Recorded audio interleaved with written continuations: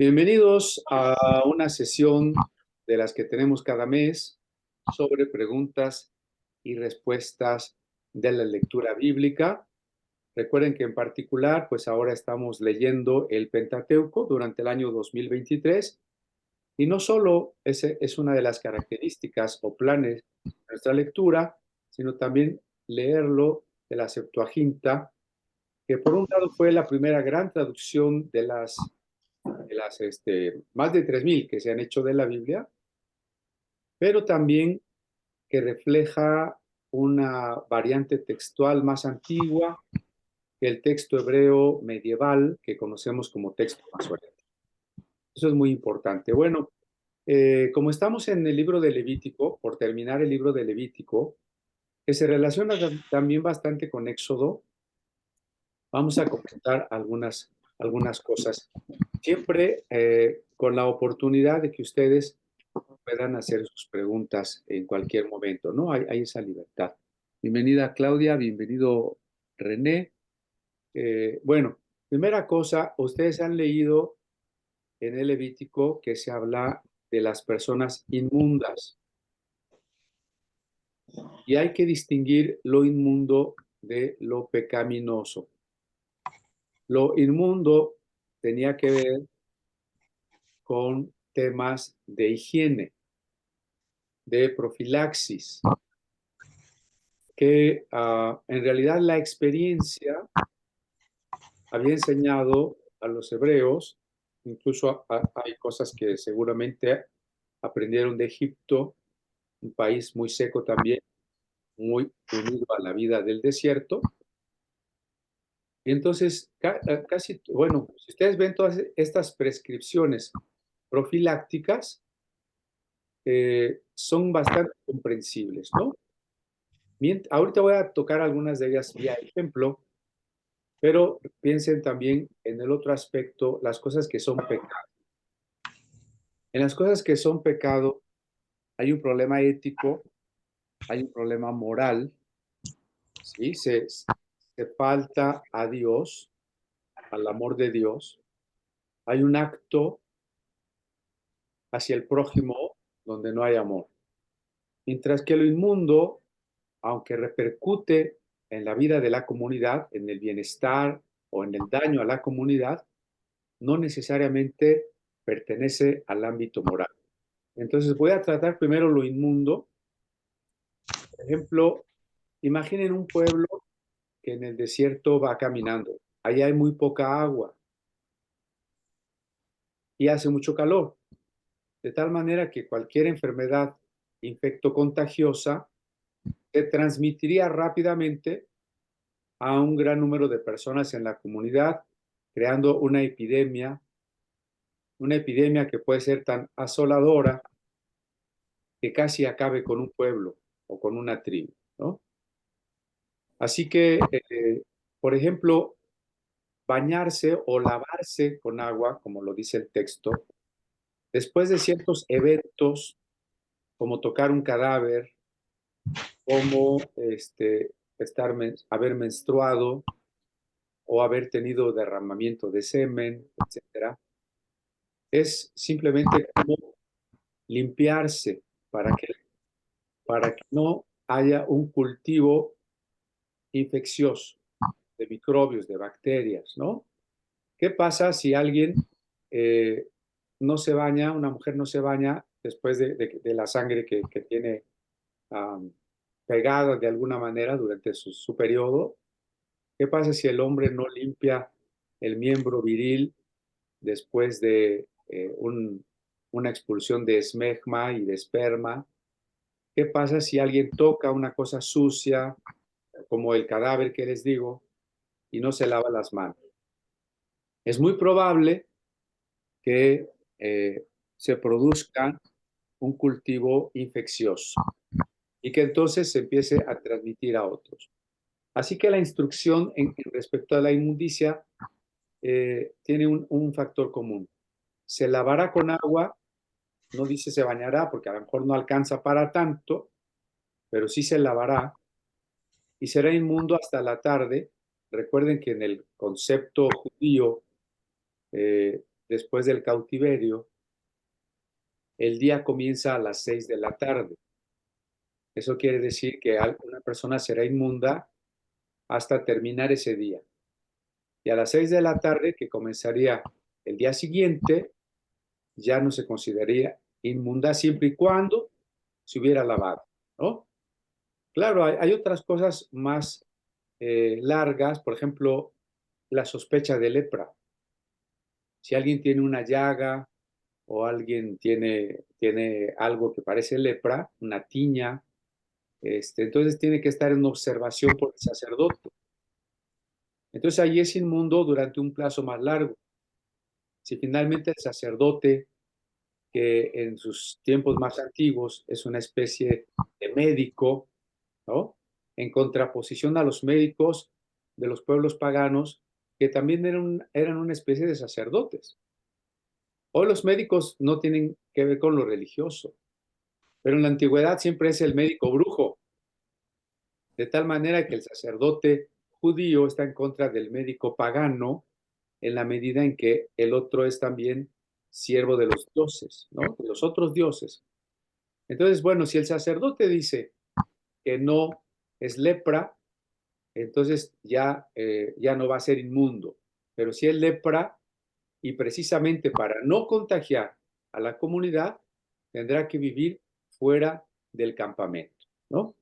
Ahora, muchas veces para ciertos tipos de inmundicia, como los 40 días después del parto de un varón u 80 de una mujer, o de saberse no leproso, hay que llevar también un sacrificio, pero este es un sacrificio de gratitud y no necesariamente porque lo espiritual y lo físico estuvieran totalmente separados, ¿no?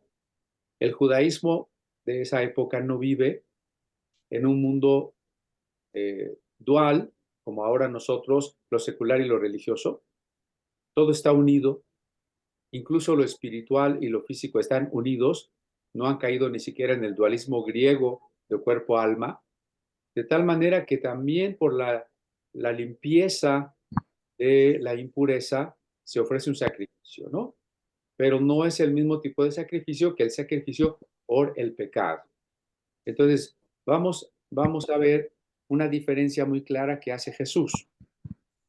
Además de las prescripciones de Levítico, los fariseos habían desarrollado otras normas, como lavarse las manos antes de cada comida, lo cual va en la línea de la higiene levítica y hoy diríamos que está perfectamente bien.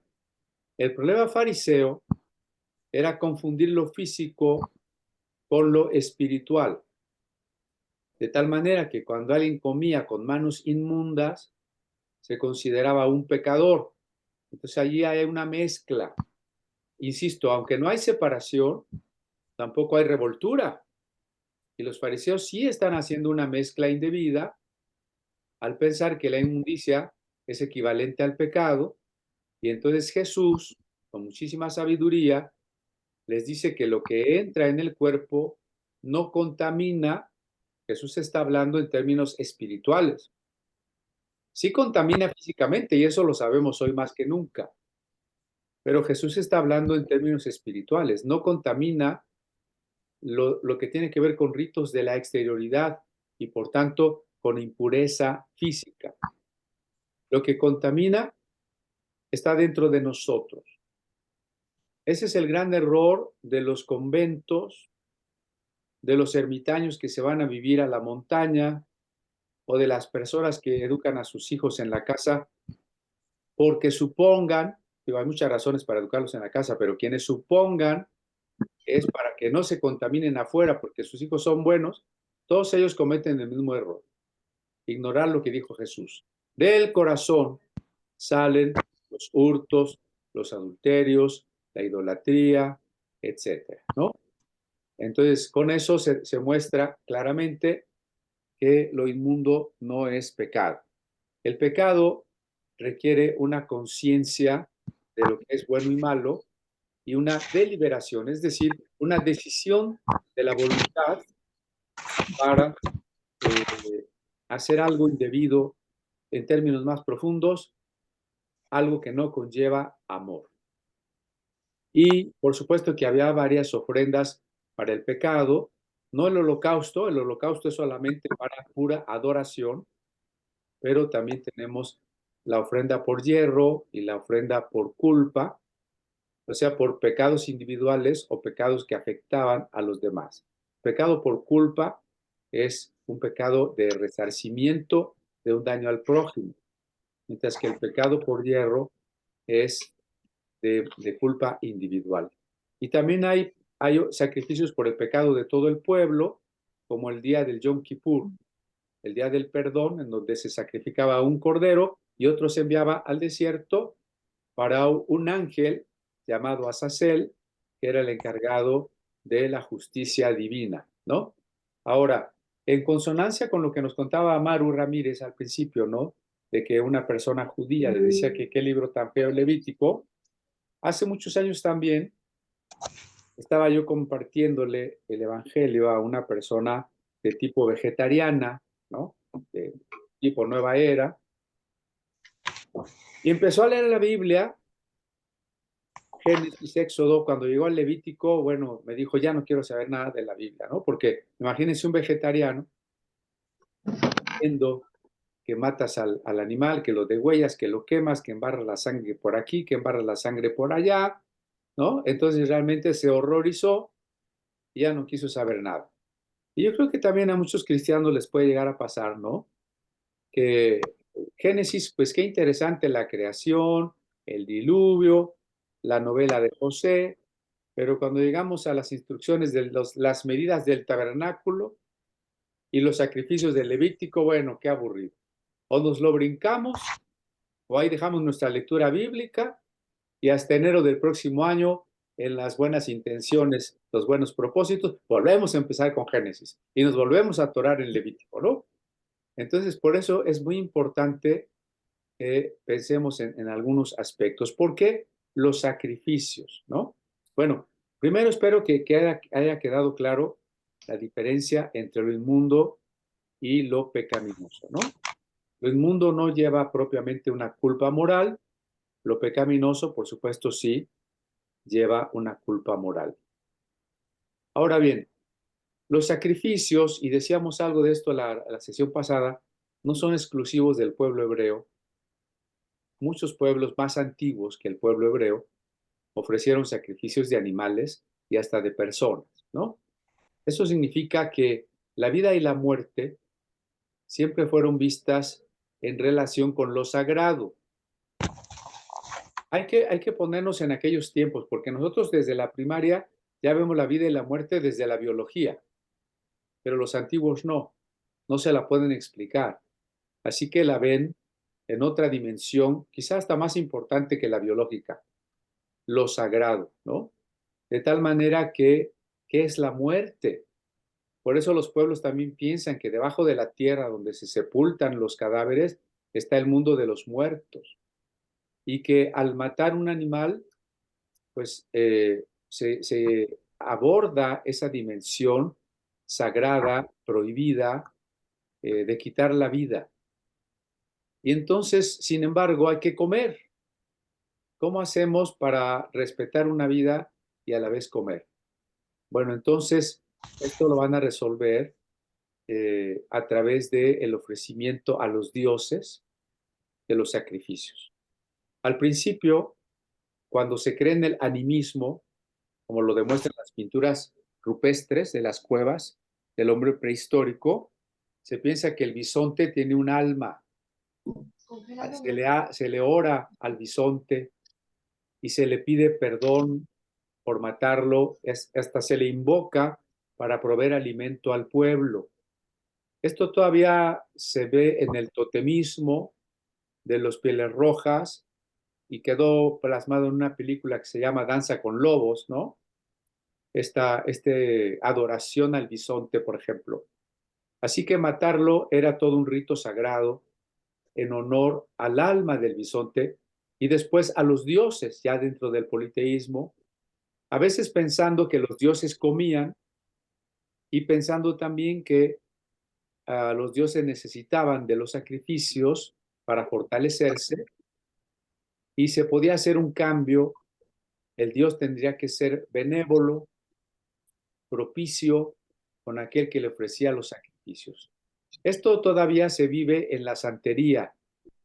Si usted quiere un trabajo poderoso, pero no tan importante, sacrifica un gallo. Si quiere un trabajo más fuerte todavía, tiene que sacrificar un chivo. Y si quiere algo verdaderamente grande, tiene que sacrificar un niño, ¿no? Entonces, este valor de la muerte, este valor de la sangre, ya estaba planteado en muchas creencias. ¿Qué es lo grandioso del pueblo hebreo? Creo que esa es la parte importante en la Biblia, que la Biblia comparte mucho con otras culturas y otras religiones, pero va más allá. Y ese ir más allá es lo que la hace característica, ¿no? En la Biblia los sacrificios no son porque Dios necesite comer. Dios no necesita nada de los seres humanos. Los sacrificios tampoco son para lograr que Dios esté contento con nosotros.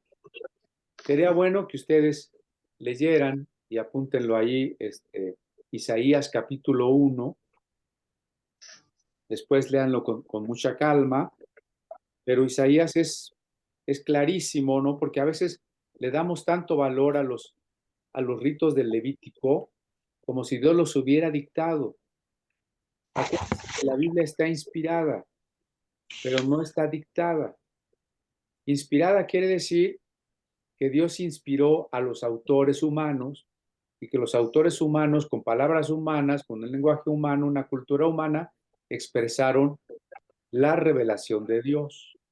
Entonces nosotros tenemos que buscar no solo las palabras humanas, sino la revelación de Dios. Y la prueba de que Dios no está dictando paso a paso cómo matar al borrego y todo eso es que eso tiene una importancia secundaria. Isaías dice en su capítulo 1, ¿para qué me sirve? Dice el verso 11, Jehová, la multitud de vuestros sacrificios, hastiado estoy de holocaustos de carneros y de cebo de animales gordos. ¿Cómo pensar, por un lado, que Dios dictó cada aspecto del rito y ahora Dios dice, ¿para qué me sirve eso? Estoy hastiado de eso. Parece un Dios que se arrepiente de lo que dictó, ¿verdad? Dice, no quiero sangre de bueyes, ni de ovejas, ni de machos cabríos. ¿Quién demanda esto de vuestras manos? Pues que no era Dios el que lo demandó. ¿Cómo ahora Dios pregunta, ¿quién demanda esto de vuestras manos? O como lo dice el profeta Amós, todo el tiempo que anduvisteis por el desierto, no me ofrecisteis a mí sacrificios ni animales, ¿no? Es decir, se lo ofrecisteis a vuestro Dios Renfam. Entonces, antes de que la Torá quedara terminada, la mentalidad profética era otra, ¿no? No me traigáis más vana ofrenda, el incienso me es abominación, luna nueva, día de reposo, etcétera, ¿no? Entonces, para los profetas, es claro que el rito tiene una utilidad. El rito siempre se repite de la misma manera y eso le da orden al mundo, le da orden a la sociedad, le da orden a nuestra mente. Pero cuando el rito ocupa el lugar de la actitud, cuando el rito ocupa el lugar del corazón, entonces Dios dice, yo no quiero eso, a mí eso no me sirve para nada, y los profetas lo expresan con toda claridad. Entonces, si los hebreos no sacrificaron para alimentar a Dios, ni para torcerle la mano a Dios y que les diera todo lo que ellos querían, entonces, ¿cómo vieron los hebreos los sacrificios?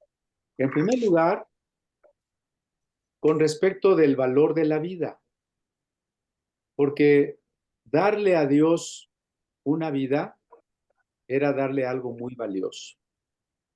Por eso dice, no me traigas el borrego defectuoso, tienes que traerme una ofrenda sin mancha. Y de ser posible, depende del corazón, si el corazón es totalmente generoso hacia Dios, pues va a traer el mejor animal que tengan. Por eso Dios le dice a Abraham, dame a tu hijo. Vean que Dios no le dice, dame tu mejor toro, dame tu carnero semental, dame a tu hijo, es decir, lo que más amas. Entonces ahí está el primer valor, dar lo valioso, dar la vida. Ahora, todos los pueblos que matan en los sacrificios es para comer. No solo está relacionado con lo sagrado, sino que el aspecto práctico de la vida cotidiana, tengo que comer. Ok, tengo que comer, pero ¿cómo puedo hacer para solucionar esta ambivalencia de la que les hablaba hace rato? Por un lado, respetar la vida y por otro, la necesidad de comer. Bueno, en el caso de los judíos es no comer sangre. Pero recuerden, y esto pues siempre hay que estarlo insistiendo, el Pentateuco es una colección, es una biblita, es una colección de textos, de teologías de muchas épocas. De tal manera que cuando el Pentateuco refleja el punto de vista del escritor yavista, la vida reside en la respiración. Por ejemplo, Génesis 2. Dios hizo al hombre del barro y sopló en su nariz. O en el diluvio, murió todo lo que tenía espíritu de vida en su nariz. La vida está en la respiración. Jesús en la cruz dice, en tus manos encomiendo mi espíritu, es decir, mi hálito, y expira, ¿no? Pero para el documento sacerdotal, que es posterior al yavista, la vida está en la sangre por la importancia de los sacrificios. Y por eso el mandato sacerdotal de no comer sangre como una forma de respeto a la vida. Y por eso yo les explicaba que no se trata de no aceptar una transfusión de sangre, como creen los testigos de Jehová, porque en una transfusión de la sangre uno no le está faltando el respeto a la vida, al contrario, estamos dando vida a otra persona. Pero cuando, por el contrario, comemos la sangre como si no importara la vida del pobre animalito que tuvimos que matar, entonces ya estamos fuera de las normas que se proyectan en la ley, pero también en el Nuevo Testamento. Ok, a ver, permítame porque había varios temas hoy. Por ejemplo, yo les había escrito que habláramos sobre el origen de bueno, la eficacia de los sacrificios. De una vez ya que estamos allí, la eficacia de los sacrificios, porque a veces pensamos que matar esos animalitos realmente perdonaba los pecados, pero eso no puede ser posible. No puede ser posible, primero, porque ya estamos viendo con el profeta Isaías, igual que con Ezequiel y con Oseas y con Amós, que la gente puede matar a los animalitos y no vivir como Dios quiere. Y Isaías 1, después del pedacito que les leí, dice Dios que no quiere nada de eso, que mejor vengan y hagan justicia con el prójimo y después estemos a cuentas, dice Dios, y yo perdonaré sus pecados. Entonces Dios está a través de Isaías diciéndonos que el camino para apropiarnos del perdón que Dios otorga es hacer justicia con el prójimo y la decisión de cambiar de vida, el arrepentimiento. Acuérdense que el perdón no se gana, pero sí se recibe. Y se recibe precisamente cuando decidimos cambiar de vida. Y entonces Isaías 1, que le reitero, léalo con mucha calma ya en su casa, nos pone a los sacrificios no como el camino del perdón, sino el ponerse a cuentas con Dios. Por otro lado, si el pecado es un problema espiritual, ¿cómo podría un sacrificio físico y una sangre física limpiar nuestros pecados? Y sobre todo, lo más importante, la carta a los Hebreos sí lo deja muchísimo más claro. Los capítulos 9 y 10 nos dicen que el sacrificio de Cristo fue una sola vez y que no se necesita más sacrificio ni antes ni después, porque si no fuera así, Cristo habría tenido que morir muchas veces desde la fundación del mundo. Es el error de la doctrina de la transubstanciación. Cada vez que se celebra la misa, Cristo vuelve a ser ofrecido por nuestros pecados. La carta a los Hebreos dice que eso no es posible, ¿verdad? Porque dice, en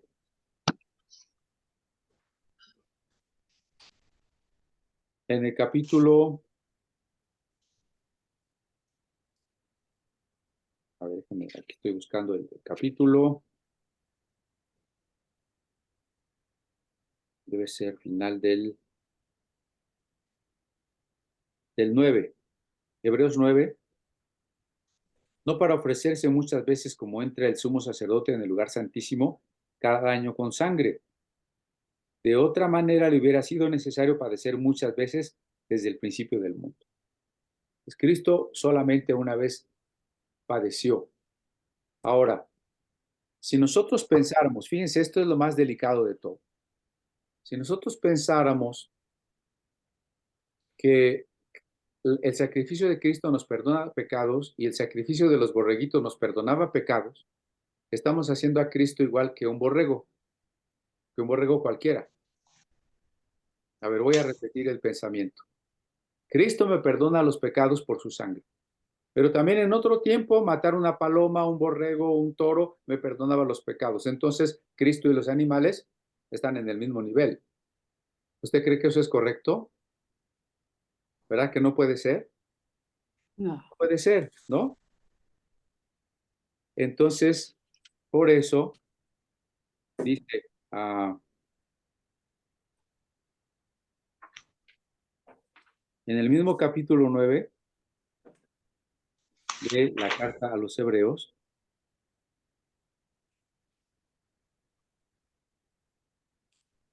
dice que Cristo entró al santuario por su propia sangre. Dice, la sangre de toros y machos cabríos, las cenizas rociadas a los inmundos, santifican para la purificación de la carne. Ahí está lo que estábamos diciendo. Lo inmundo se purifica, pero es de la carne. Pero la sangre de Cristo es para limpiar la conciencia. En el Nuevo Pacto, versos 13 y 14. ¿Sí?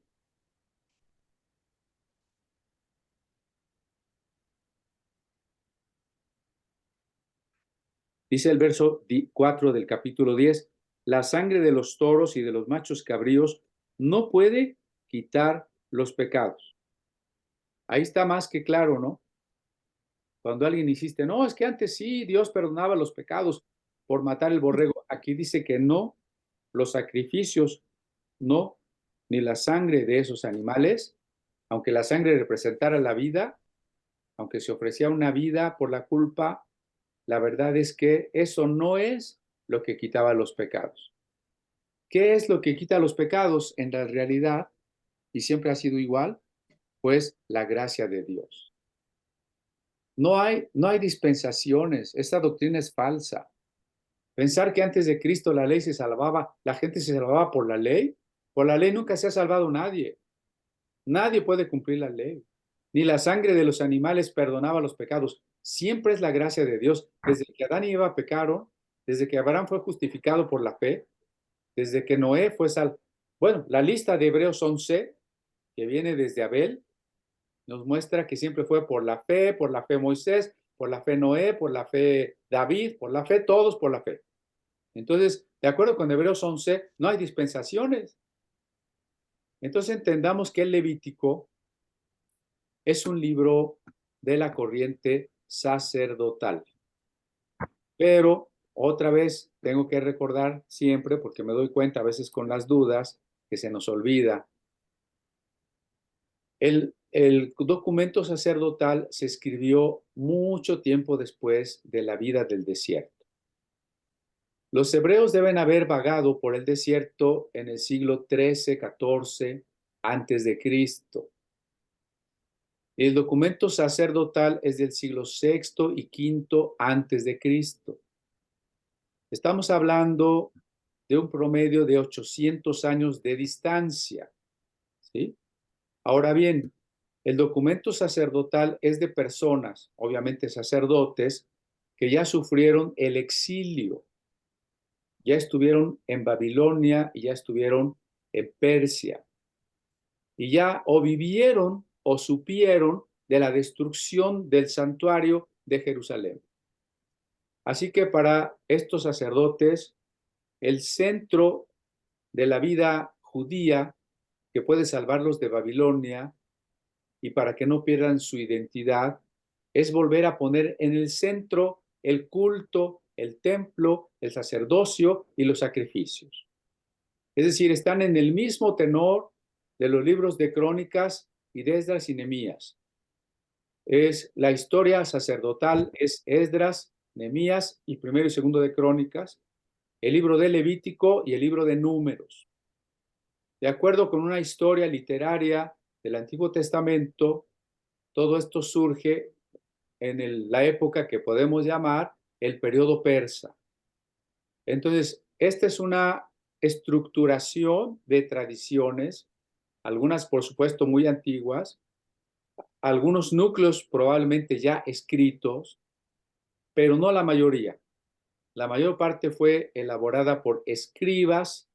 Un escriba es un experto en interpretar, es un experto en copiar, pero es también un redactor que aclara muchos de los pasajes, ¿no? Entonces, esta época de los escribas del periodo persa va a cuajar el Levítico y el libro de los Números como la historia desde Esdras, Nehemías, Crónicas y Esther. Y va a proyectar hacia el pasado una idealización del culto.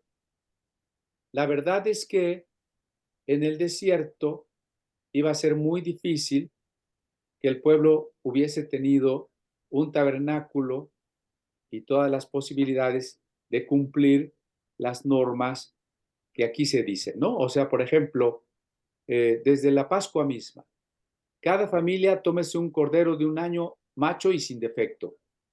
Bueno, pero si todos son esclavos, ¿cómo van a tener ovejas si las ovejas necesitan llevarse a pastar? Además, una oveja es costosa. Tener un rebaño del cual yo pueda escoger un macho de un año y sin defecto es porque tengo muchos borregos, ¿no? Ah, en el desierto, a ver, el toro y que la vaca roja y que, bueno, ¿cómo puede un pueblo viajar con todos esos animales, con toda esa disposición de los materiales del tabernáculo, etcétera? Entonces, a ver, no estoy hablando en contra de la fe ni en contra de la Biblia. Esto es muy delicado, ¿no? Acuérdense que eh, lo que tenemos que entender es cuándo se escribió un pasaje para que podamos extraer la enseñanza espiritual. Y la enseñanza espiritual, como nosotros ya tenemos el Nuevo Testamento, ya tenemos una ventaja. La enseñanza espiritual es siempre ver de qué manera todo esto apunta a Cristo. El Antiguo Testamento no se puede leer sin pensar en Cristo porque no vamos a llegar a ninguna parte. El Antiguo Testamento no se puede leer sin ver la meta que Dios tiene en toda esta historia. Porque, ¿cómo podemos explicar que es palabra de Dios y al mismo tiempo que se escribió mucho tiempo después, con toda una construcción literaria de parte de los escritores, obviamente, ¿no? Porque la Biblia no solo refleja lo que Dios nos dice, sino lo que Dios nos dice a través de cómo los hombres expresaron la inspiración. Lo voy a repetir, ¿no? Dios le da una revelación a los hombres a través de su experiencia, de su madurez espiritual, de la historia, es decir, de su relación con Dios, de la experiencia con Dios en su vida. Eso es la historia. Dios se revela a través de la historia. Y el hombre inspirado, decíamos, con su propia cultura y sus propias palabras, expresará esa revelación. En la madrugada estaba yo pensando algo que lo quise escribir, ¿no? ¿Cómo vamos a leer el Antiguo Testamento? Imagine que hay una lámpara desde la que vamos a leer el Antiguo Testamento. ¿En qué consiste esta lámpara? Anoté yo por la mañana. Desde la voluntad amorosa de un Dios que se revela solo en Cristo. En otras palabras, la Biblia es el testimonio de la revelación. Cristo lo dijo. Las escrituras dan testimonio de mí. La palabra encarnada, la palabra con mayúscula, la palabra eterna es Cristo, no la ley de Moisés. Los judíos piensan que la palabra eterna es la ley de Moisés. Y cuando yo platico con judíos me dicen que Dios creó el mundo con las letras de la ley, como si la ley existiera antes que el mundo. No, la ley se fue formando por periodos dentro de la historia humana, ¿no? Entonces, para nosotros, la ley de Moisés no es la revelación suprema de la voluntad de Dios, sino Cristo. Así que si Cristo es la revelación de esa voluntad amorosa, entonces solo en Cristo se da una sabiduría que apunta siempre al gesto supremo del amor de Dios. O sea, la sabiduría de Cristo y la revelación que Cristo es, tiene que darle sentido a todos estos pasajes que hasta un judío, como decía Maru, encuentra horrible, ¿no? Que una persona encuentra aburrida o que un estudioso encuentra difícil de comprender porque los detalles en realidad son tan poco abundantes que es prácticamente imposible reconstruir todo lo que dice aquí. Entonces, lo que tenemos que leer de todo esto es, número uno, desde las religiones comparadas, los hebreos compartían muchos ritos con otros pueblos. Número dos, sin embargo, el pueblo de Israel, al conocer a su Dios, el Dios único, el Dios verdadero, empezó a entender otras cosas que los otros pueblos no entendían. Esas experiencias históricas no fueron registradas en los momentos en que se vivieron, sino a veces muchos siglos después, ya con una estructura literaria teológica que las enriquecía, que les daba sentido. Pero todo eso de manera consciente o inconsciente por parte de los escritores humanos, sin embargo, apuntaba siempre hacia Cristo. Porque lo que tenemos que buscar en esos pasajes es de qué manera se revela en esos pasajes la voluntad amorosa de Dios revelándose en Cristo, la sabiduría de Cristo. Todo esto lo explico porque no estoy diciendo que no creamos en la Biblia, que la Biblia dice mentiras o que no tengamos fe. No, no, no, no, de ninguna manera, porque la gente se espanta, ¿no? Lo que se ha llamado desde el siglo XIX las iglesias fundamentalistas, verdaderamente se espantan con las ciencias bíblicas. Pero las ciencias bíblicas nosotros no las manejamos desde la teología liberal, que reduce la Biblia a un libro religioso o de ética. Para nosotros las ciencias bíblicas nos fortalecen la fe y el entendimiento de un Dios que se ha revelado en Cristo, la encarnación y la resurrección de Cristo, la muerte y resurrección de Cristo, son el punto culminante de la revelación. Entonces, por eso, los sacrificios no son verdaderamente eficaces para salvar ni para perdonar pecados, sino la gracia de Dios. El culto que la corriente sacerdotal describe de manera idealizada no existió como tal en la época nómada del desierto.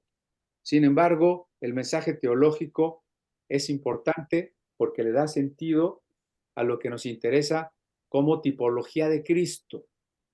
Cristo está tipificado en todos estos ritos en los que se puede dar mayor luz de cómo alguien ofrece la vida por nosotros, ¿no? Entonces los sacrificios se reducen a ser didácticos en dos sentidos. Número uno, mata al animalito, pero respétalo, no te comas su sangre. Número dos, hay un orden para acercarte a Dios, no puedes acercarte como tú quieras, tienes que hacerlo conforme a este rito, que es un rito de expiación, es decir, de purificación. Y número tres, este rito te enseña el plan de Dios, el plan de redención, que Dios mismo va a poner la vida por ti para poder cubrir la desnudez de tu pecado, ¿no? Bueno, esto hasta aquí lo inmundo y lo inmoral y la eficacia de los sacrificios.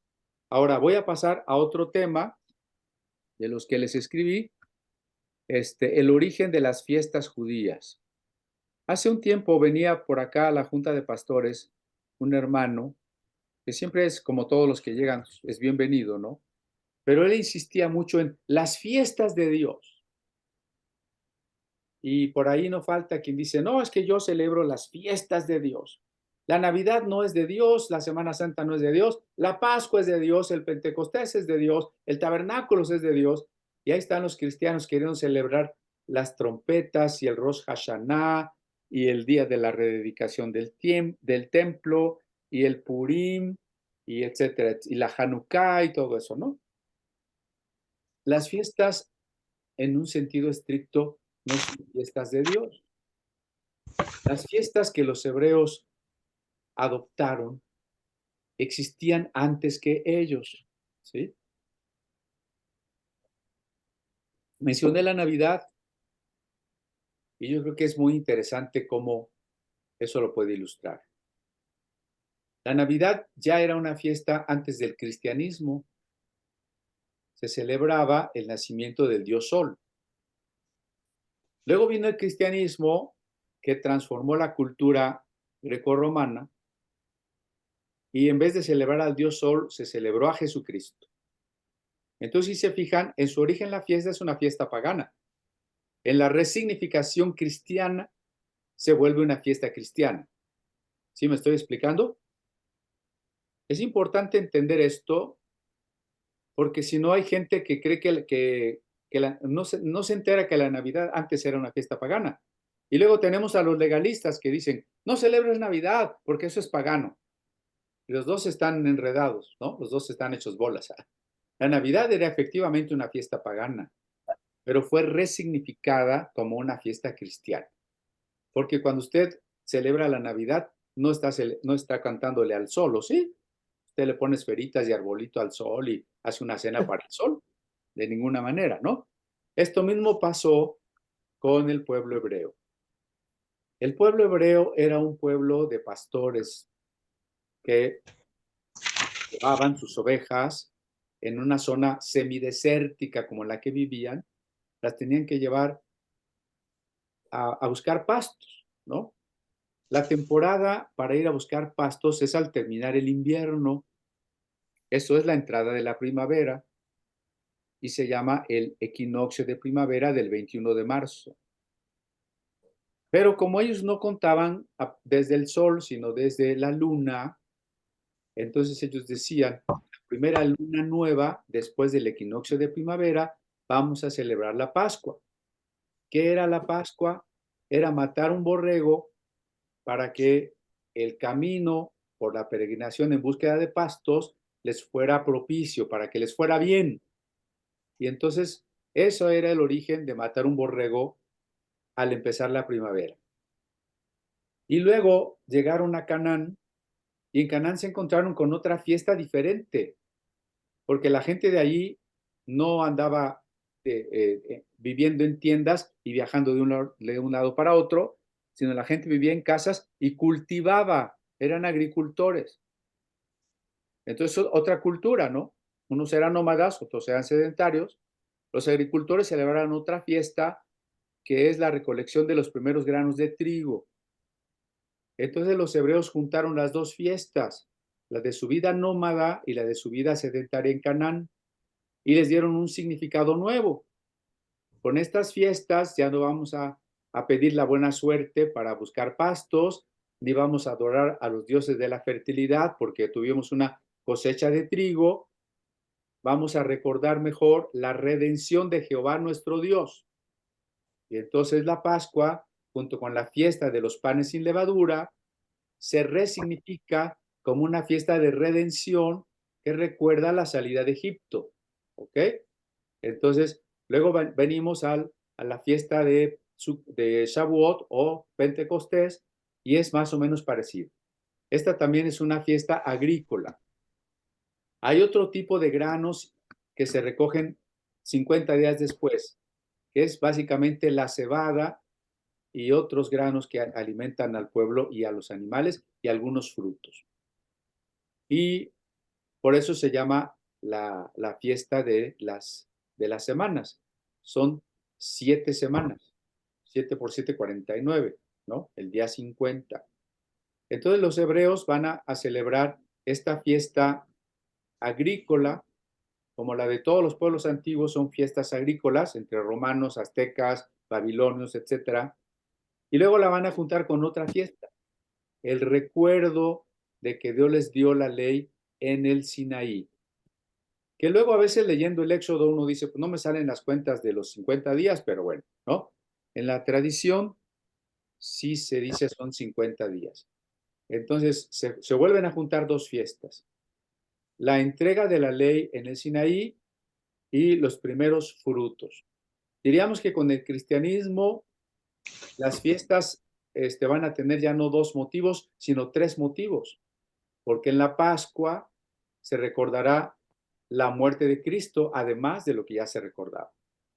Y en Pentecostés, el recordar que Dios entregó la ley nos hará entender el bautismo del Espíritu Santo, por el cual vivimos la ley en el corazón.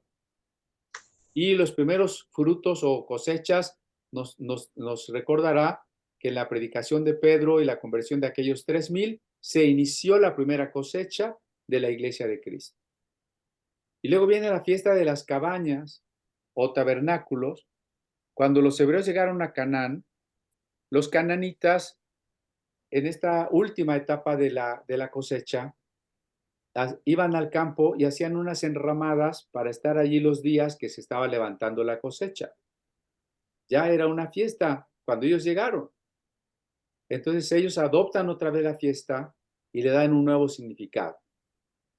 ¿Cuál es el significado?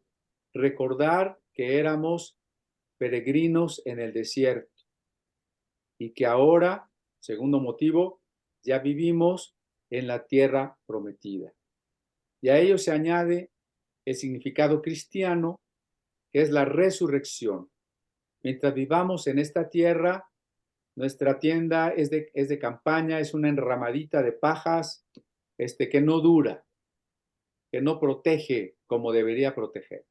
Cuando resucitemos, estaremos ya en una tierra prometida donde no hay que peregrinar, no hay que andar buscando un lugar a donde llegar y tendremos una casa eterna, no hecha de manos.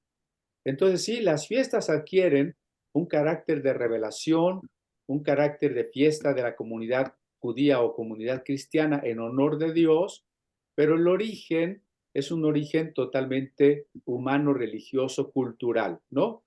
El problema es que cuando creemos que las cosas cayeron del cielo, nos estamos cambiando al libro del Mormón o al Corán, que creen que esos libros cayeron del cielo, ¿no?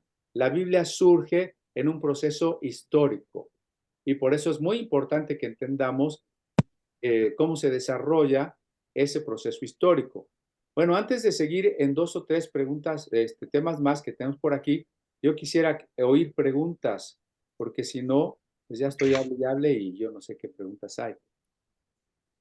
A ver, por aquí hay unos saludos, dice comer sangre, Lucy, no sé si ya quedó contestado. Pablo pide a los gentiles, no Pablo, sino el Concilio de Jerusalén, pide a los gentiles que, aunque no estamos bajo la ley de Moisés, sigamos absteniéndonos de comer sangre. ¿Por qué? Porque en el cristianismo esto es un símbolo de respeto a la vida. ¿Y qué respeto a la vida? No solo a la del animalito que nos comemos. El cristiano coherente no debería maltratar a los animales, ¿no? Aunque hemos llegado a un absurdo esta semana, un juez de la Ciudad de México dijo que los perros también son hijos de familia, porque como ahora la familia ya es de dos hombres o de tres mujeres y un hombre o de lo que sea, resulta que las mascotas ya también jurídicamente son de la familia. Sin caer en esas aberraciones, el alma del cristiano es misericordiosa y no maltrata al animal. Segunda cosa, al entender el respeto a la vida, no podemos aceptar el aborto bajo ningún argumento y tampoco la eutanasia, ni tampoco las injusticias, porque hay muchas maneras de matar a la gente, como sumirla en la miseria a través de la especulación, ¿no? De las grandes bolsas de valores, de los grandes capitales, etcétera, ¿no? Entonces, o de los tratos. ¿Ustedes creen que un pollero pueda ser cristiano? Un pollero de esos que abandona a los migrantes en un vagón y se mueren de calor y de sed, ahí quemados dentro del vagón. No, no, no, el cristiano tiene que entender el respeto por la vida. En la cultura grecorromana en que el cristianismo nació, se mataba al desahuciado, se mataba al débil, al inútil, al que nacía con malformaciones. Fue el cristianismo el que propugnó el valor infinito de la persona y el respeto por la vida, ¿no? Dice la profesora Marisela que en el capítulo 20 de Levítico hay preceptos que de transgredir llevan a la muerte. Se usan otras expresiones. Bueno, ok, hay varias formas de castigo para los distintos delitos de la Torá. Algunos son pecuniarios, penas pecuniarias, o sea, tienes que pagar tanto, la dote de la virginidad o lo que costaba el animal, la culpa de que se perdiera o se muriera, o una indemnización a la mujer a la que tu toro le dio una cornada y la hizo abortar, etcétera. Son penas pecuniarias. Otras son penas de azotes, penas corporales. Otras son penas de expulsión de la comunidad. Cuando dice será cortado de su pueblo, hoy diríamos excomulgado. Esta persona ya no es parte de la comunidad, no puede acampar con nosotros, no puede vivir en nuestras ciudades, no puede ser aceptada en el lugar santo, ¿no? Y finalmente hay otros delitos que merecen pena capital, normalmente por lapidación, ¿no? Entonces depende del delito, depende de tipo de culpa, ¿sí? También se habla de los cojos o que tienen algún defecto físico. Sí, en esta cuestión de todavía no separar bien lo físico de lo espiritual, a veces se pensaba que lo físico era una especie de reflejo de lo espiritual, de tal manera que la limpieza del cuerpo era importante para el servicio del templo. Por eso la fuente para lavarse al entrar, ¿no? O, por ejemplo, el sacerdote no podría ser cojo o faltarle un testículo o ser tuerto. Un sacerdote no podía casarse con una mujer divorciada o con una mujer viuda. Algunas de estas cosas son un tanto cuanto crueles, hoy diríamos incluso que discriminadoras, ¿verdad? Porque pues ¿cómo es posible? ¿Sí? Lucy dice, tiene una función didáctica poner las manos sobre la cabeza de los animalitos para el sacrificio. Bueno, al principio no se explicaba. En algunos pasajes de Levítico más tardíos ya se empieza a decir, ¿no? La función es identificar a la persona con su ofrenda. Porque si yo ofrendo sin entregarme, es una ofrenda que no tiene valor. Yo a veces les digo en el culto, ¿no? Hermano, si usted no está ofrendando su vida, tampoco ofrenda, ¿no? ¿Por qué? Porque a Dios no le interesa el dinero o el animal, sino la persona. ¿Sí? Por eso Jesús también dirá que si estás en pleito con tu hermano, primero te reconcilies con él y luego vengas a matar al animalito. Jesús habla de deja tu ofrenda en el altar, se está refiriendo al borreguito, ¿no? Se lo encargas al levita, se lo encargas al portero, y dice, espérame, ahorita vengo, me voy a poner a cuentas con mi hermano, de lo contrario no puedo ofrecer a este borreguito como Dios quiere, ¿no? Dice Yadi que Dios les pedía sacrificios de animales siempre y cuando vinieran de un corazón generoso. No es que Dios en sí se los pidiera, sino que Dios aprovecha esta necesidad de tener que comer y esta cultura religiosa para que el pueblo aprenda, para que el pueblo entienda, para que el pueblo manifieste su adoración, ¿no? O sea, es muy diferente que Dios utilice lo que somos, el lugar en lo que vivimos, los recursos que tenemos, y siempre en su sabiduría y en su poder los use para sus propósitos. Muy diferente que Él diga, a ver, yo quiero que ustedes me maten borregos. O sea, pongámonos a pensar, ¿por qué Dios diría, yo quiero que me maten borregos? ¿No? Está difícil, pues. Maru dice, comer sangre está prohibido, sí. Bueno, creo que eso ya más o menos lo explicamos, así que no les recomiendo los taquitos de moronga, aunque son muy sabrosos. René se despide, tiene que salir, ¿verdad? Ahí se queda la grabación, hoy estamos grabando. Eh, dice Lucy, Levítico habla de Azazel. Yo entendí en la 70 que solo se libera al desierto y queda libre. Sí, en la 70 no menciona por nombre a Azazel. Habrá que ver que es un personaje que vive en el desierto. En el judaísmo muy antiguo sería, como siempre, un ángel justiciero. En el judaísmo tardío, en la época persa, que ya se cree en demonios, sería un demonio, ¿no? De cualquier manera, es un pasaje oscuro que tiene varias posibilidades, como para que nosotros digamos, bueno, solamente puede ser esta, ¿sí? Pero sí, lo importante de lo que dice Lucy, se libera, ¿no?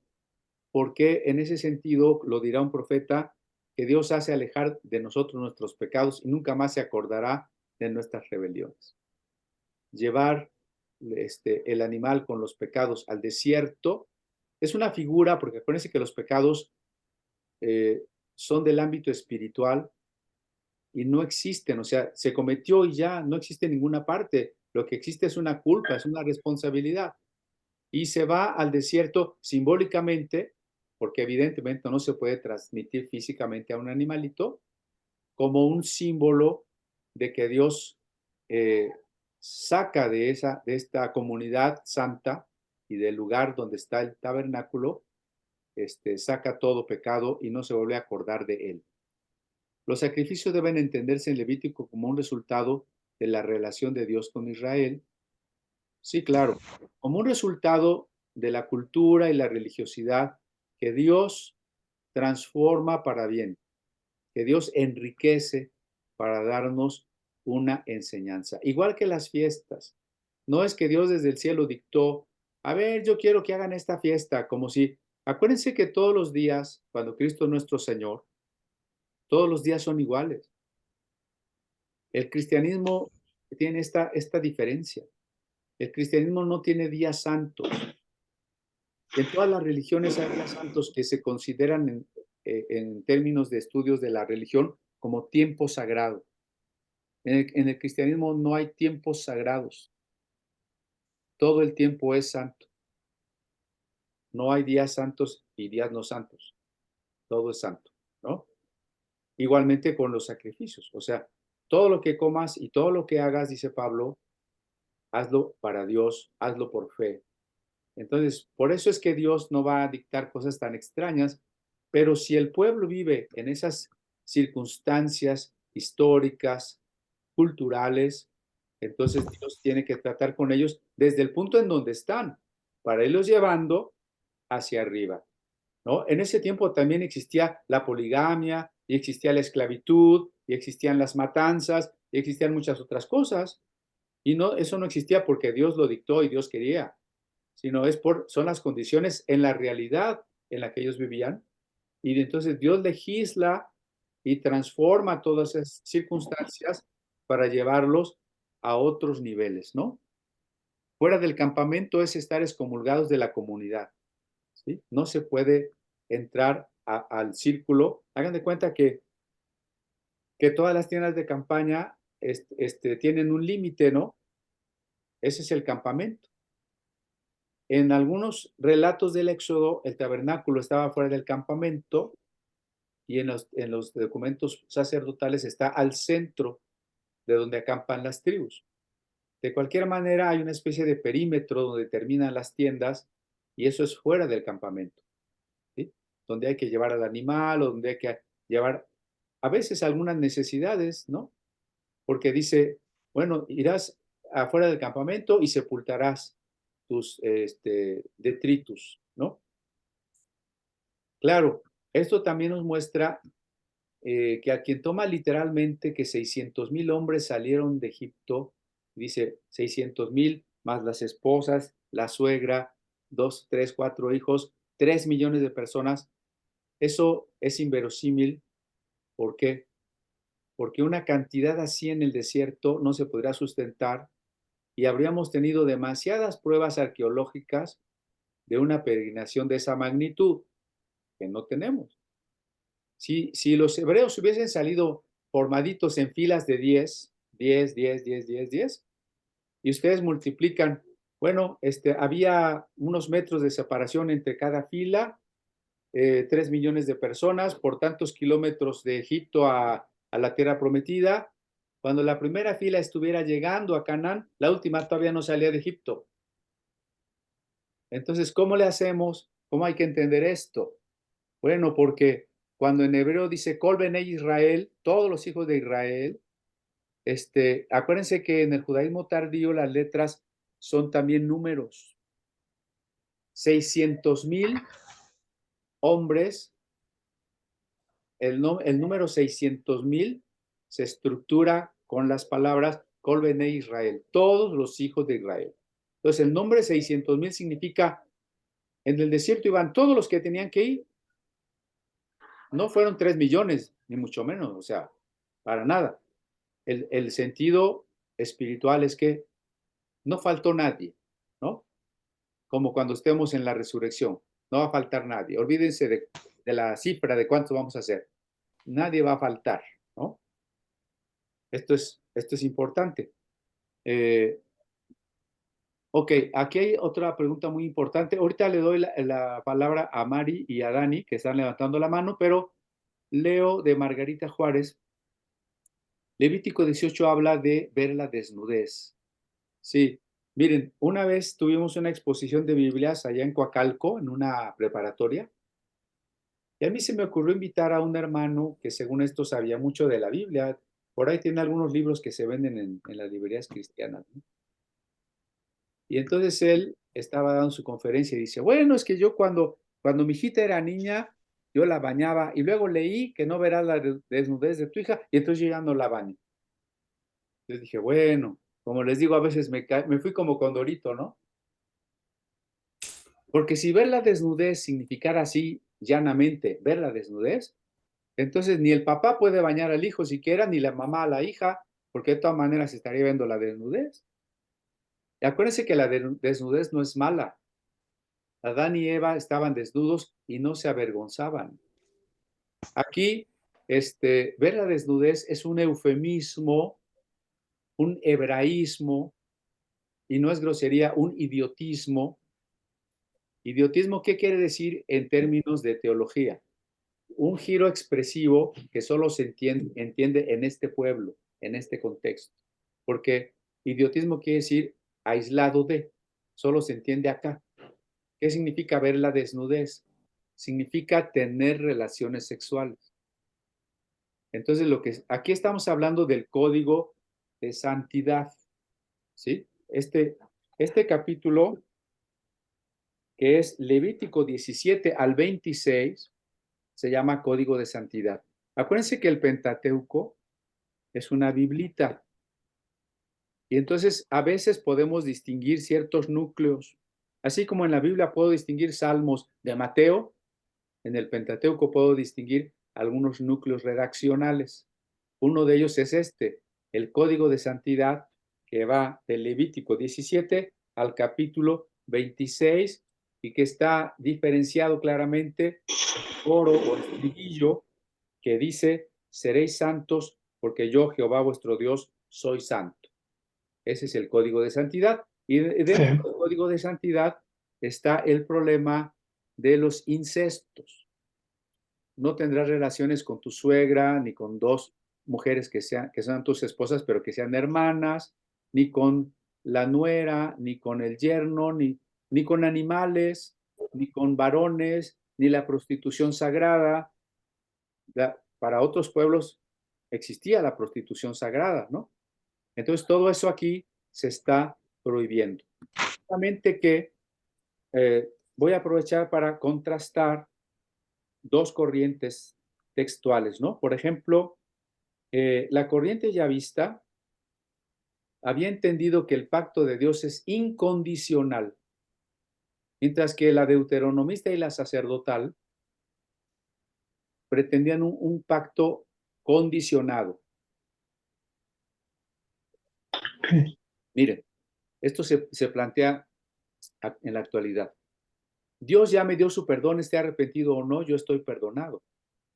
Claro, falta que yo acepte el perdón. Y si no lo acepto, no me voy a salvar. Eso está claro, ¿no? Pero hay quien dice desde la otra perspectiva, es que si no te arrepientes, Dios no te perdona. Ah, caray. Entonces, en el primer caso, yo estoy perdonado, aunque todavía no me arrepiento, es un perdón incondicional. Cuando alguien dice, para que Dios te perdone, te tienes que arrepentir, es un perdón condicional. Así, el berit significa pacto, incondicional del yavista y del eloísta.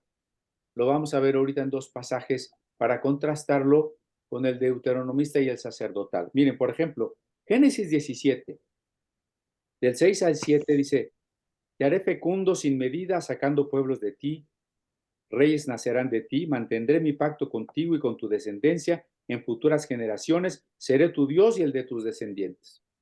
¿No hay condición allí? Luego en Éxodo 6, del 4 al 7, yo hice alianza con ellos prometiéndoles la tierra. Os quitaré de encima las cargas de los egipcios, os libraré de vuestra esclavitud con brazo extendido, os adoptaré como pueblo mío y seré vuestro Dios que os quita de encima las cargas de los egipcios. No hay condición, ni en Génesis ni en Éxodo. Sin embargo, en Levítico 26, del 9 al 13, vean ustedes las condiciones. Si seguís mi legislación y cumplís mis preceptos poniéndolos por obra, ahí está el condicional. El sí es un sí condicional, que está también en las maldiciones y bendiciones del Deuteronomio. Si seguís mis leyes y cumplís mis preceptos poniéndolos por obras, me volveré hacia vosotros y os haré crecer y multiplicaré, poniendo mi pacto entre ustedes. Seré vuestro Dios y seréis mi pueblo. Entonces, ya hay una condición, porque el sacerdotal está interesado en algo, no en un pacto incondicional de una relación directa con Dios, sino mediada por la ley, porque a los teólogos sacerdotales les interesa justificar la ley, darle dignidad a la ley. Ojo con eso, ¿no? O sea, sí, toda la Biblia es palabra de Dios, pero no nada más así porque Dios la dictó, sino hay que ver la revelación progresiva. En la revelación progresiva vemos las tensiones teológicas, en este caso particular, entre un pacto incondicional ya vista y un pacto totalmente condicionado por parte del documento sacerdotal. Por supuesto que el Nuevo Testamento, ¿cuál de las dos posturas avala?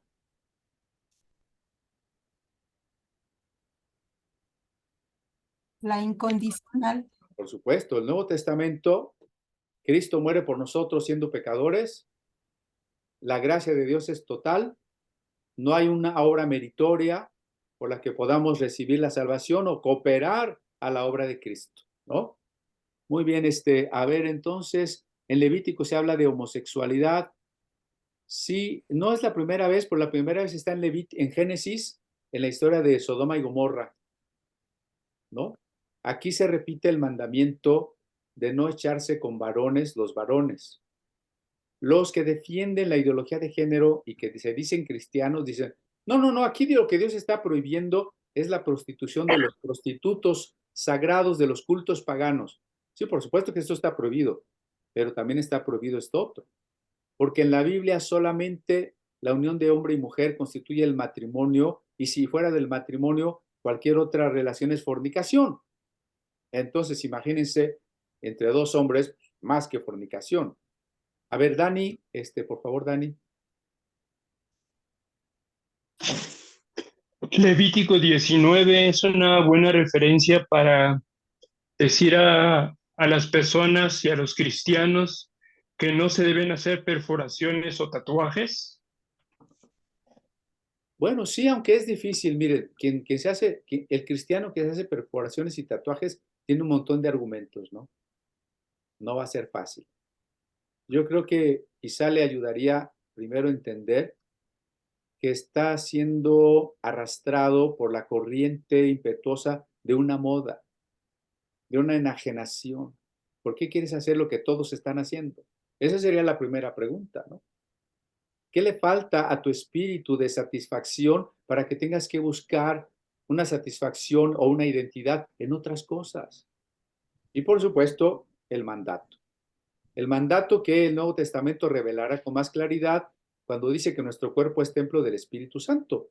Y si se pedía a los sacerdotes no sajarse, o sea, herirse con cuchillos en los duelos por la muerte de alguien, y se pedía no perforarse, no raerse de maneras un tanto ridículas, el cabello o la barba, y muchas otras cosas por cuidar el cuerpo, pues el cristiano no tendría necesidad de ello, ¿no?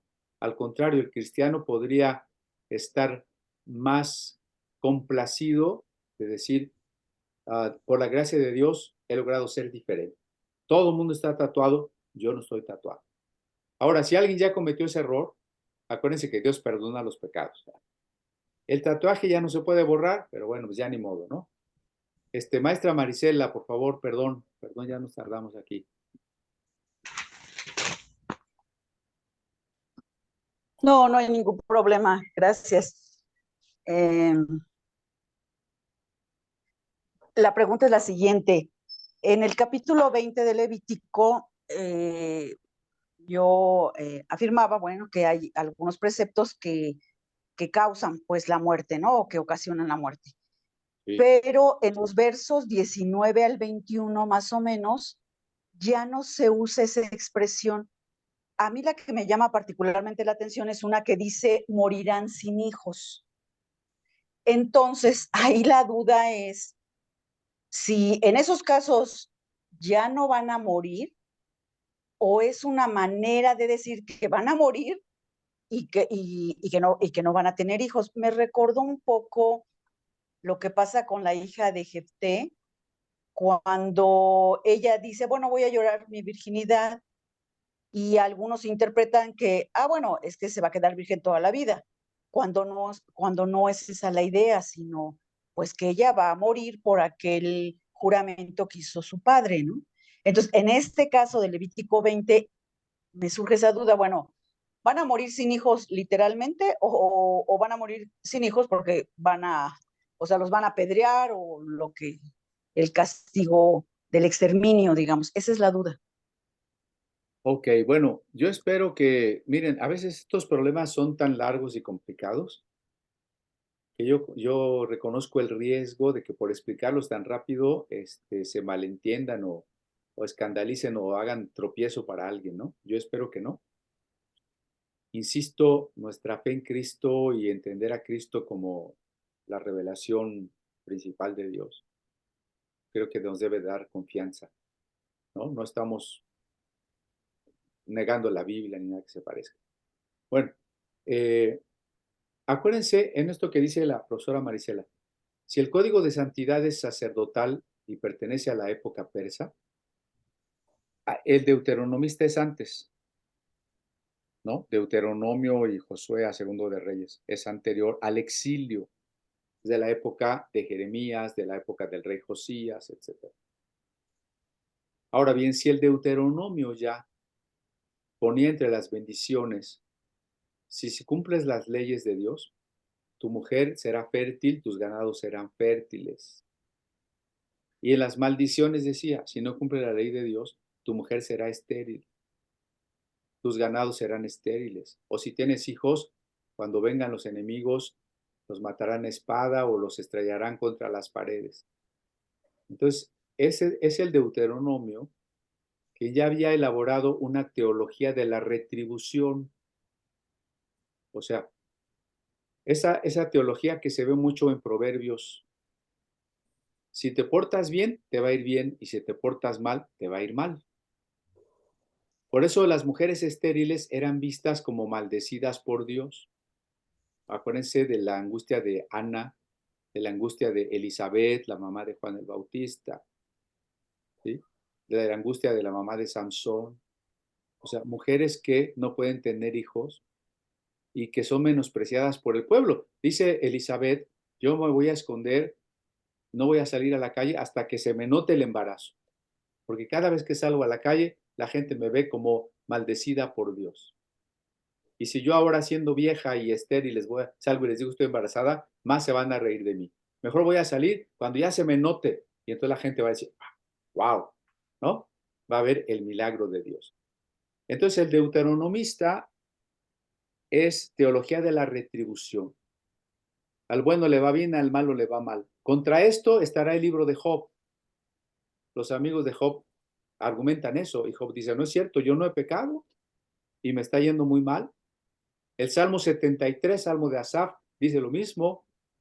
Al impío le va requete bien y yo, en cambio, que te busco, soy azotado todo el día, ¿no? Entonces, esa teología deuteronomista va a entrar en crisis cuando en la vida práctica se note que no es cierto, que no sucede así. Pero como el sacerdotal es posterior, vamos a decir con algunos teólogos, ¿no? Que el código de santidad en este aspecto de la condicionalidad del pacto ya está deuteronomizado, ¿no?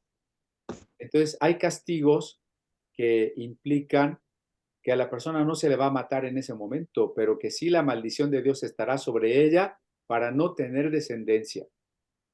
Y eso en términos de los pueblos antiguos, pues es muy grave, porque tener muchos hijos es la bendición de Dios. No tener hijos es no tener herederos, no poder darle una continuidad al nombre y a la herencia. Y en el caso de Abraham, a las promesas de Dios, ¿no? Entonces, pues eso sería más o menos el mensaje. ¿Okay? Creo que Claudia también Gracias. se tuvo que despedir. Muchas gracias. Sí, pues ya estamos cerrando porque yo creo que ya son 8:30. Si hubiera alguna otra pregunta, todavía tenemos 4 minutos. Escrita o prendan su micrófono como gusten.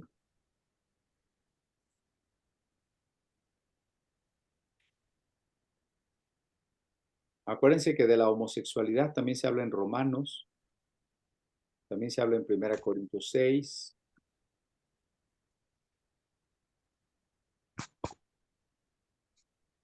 ¿No tenemos más preguntas?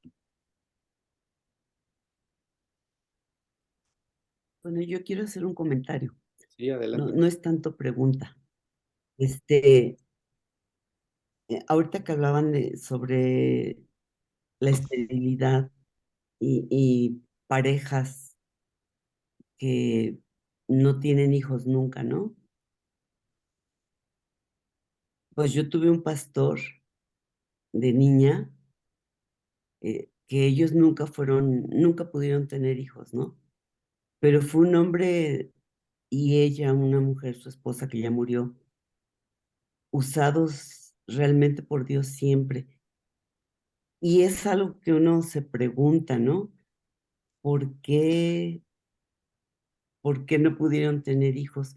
Sin embargo, yo creo que fueron muy bendecidos por muchos jóvenes y yo como niña también, de pegarme a ellos, ¿no? De acompañarlos. Y yo siento que Dios en alguna manera suplió el que no pudieran ser padres, la compañía y el amor de muchos, de niños, de jóvenes, que los acompañamos siempre.